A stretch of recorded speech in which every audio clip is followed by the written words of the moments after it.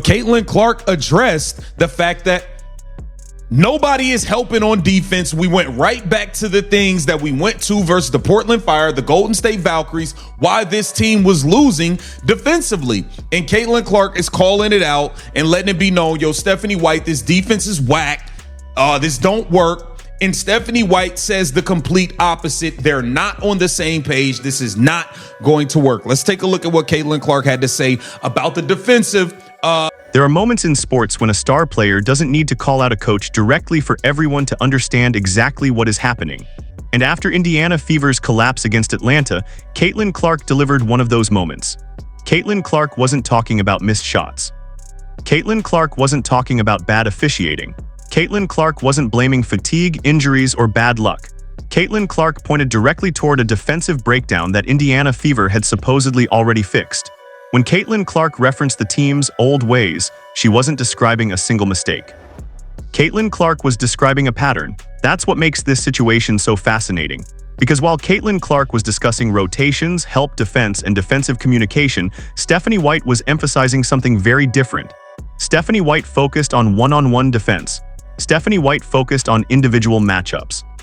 Stephanie White focused on players staying in front of their assignments. Those sound like similar ideas on the surface. They are not. Caitlin Clark was talking about what happens after a defender gets beaten.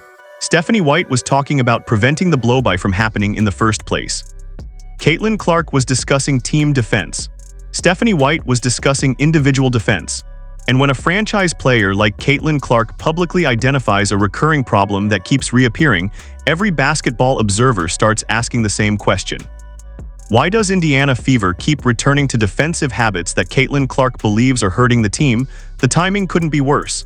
Caitlin Clark entered the game looking spectacular offensively. The crowd was energized. The spotlight was massive. The expectations were enormous. Yet by the end of the night, the conversation wasn't about Caitlin Clark's offensive brilliance. The conversation was about another Indiana Fever loss.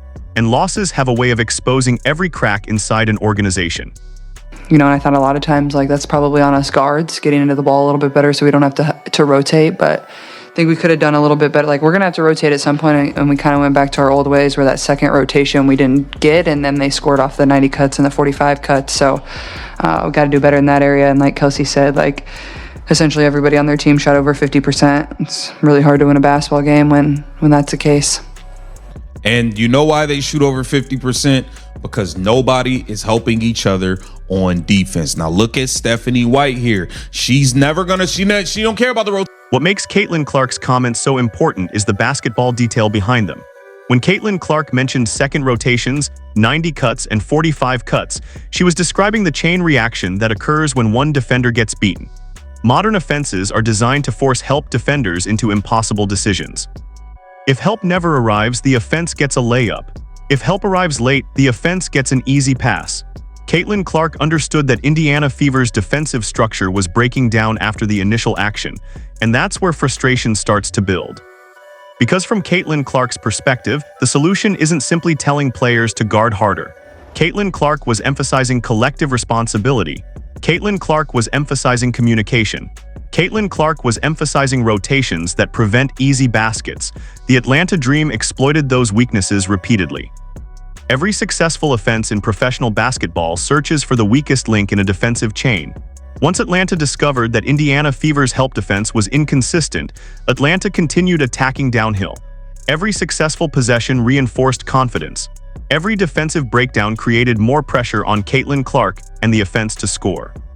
That's the hidden consequence. Poor defense doesn't just surrender points. Poor defense changes the entire emotional environment of a game. Caitlin Clark suddenly has to push harder offensively. Caitlin Clark starts playing under greater pressure. Caitlin Clark's mistakes become magnified, and Indiana Fever's margin for error disappears. The result is a team that constantly feels like it's playing from behind, even when Caitlin Clark is producing elite numbers. For a franchise trying to maximize Caitlin Clark's impact, that's a dangerous trend. One-on-one D, that was pretty much the story of when we had our defensive failings. It was our one-on-one D. We tried to wait until they caught the ball to defend. We didn't make it difficult for them. Our one-on-one defense. Why are we playing one-on-one the whole time? Now, I get it on straight line blow-bys. I understand that. But you had plays where people are putting the ball on the floor, dribble, and nobody is stepping over to help at any point in time. Historically, many of basketball's greatest stars became extensions of their coaching staffs. Players like LeBron James, Sue Bird, and Diana Taurasi developed reputations for reading the game at an extraordinary level. They weren't simply executing game plans. They were diagnosing problems in real time. Caitlin Clark's comments suggest a similar process unfolding. When Caitlin Clark references rotations, she's talking about trust. Help defense requires every player to believe teammates will cover for them. Without that trust, defenders hesitate. When defenders hesitate, offenses attack. When offenses attack, foul trouble increases. And suddenly, Caitlin Clark finds herself defending in situations she never should have been forced into. That's where the coaching conversation becomes critical. Stephanie White's challenge isn't merely designing schemes. Stephanie White must create defensive clarity. Every championship-level team understands exactly where help is coming from.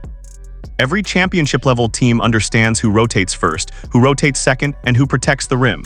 If players are uncertain, even for a split second, elite offenses capitalize immediately. Caitlin Clark appears to believe Indiana Fever's defensive uncertainty remains unresolved. Whether that assessment is fully accurate or not, the fact that Caitlin Clark publicly highlighted those concerns shows how important the issue has become inside the team's competitive mindset. In the way, and she's messing up the Caitlin Clark brand, man. Caitlin Clark was supposed to go on an MVP run this year, but instead we got Stephanie White over here messing it up, going back to the same defense that did not work, that teams exploited. We went back to the same defense we played versus the Golden State Valkyries, pretty much. Same defense stuff we went to versus the Portland Fire. I mean, why would you go back to that?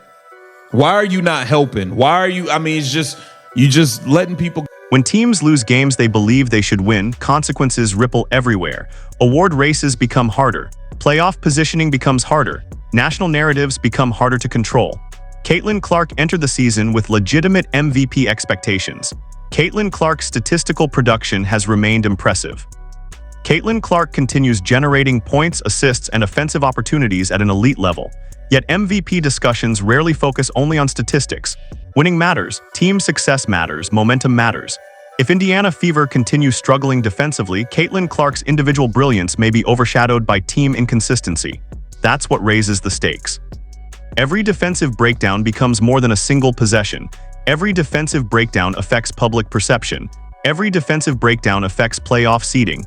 Every defensive breakdown affects how Caitlin Clark's season is remembered. For Stephanie White, the pressure becomes enormous. For Caitlin Clark, patience becomes increasingly difficult. For Indiana Fever, finding defensive answers becomes urgent. Because championship-caliber teams eventually reach a crossroads. They either solve recurring weaknesses, or those weaknesses define the season. And right now, Caitlin Clark appears determined to make sure Indiana Fever recognizes exactly where the problem exists.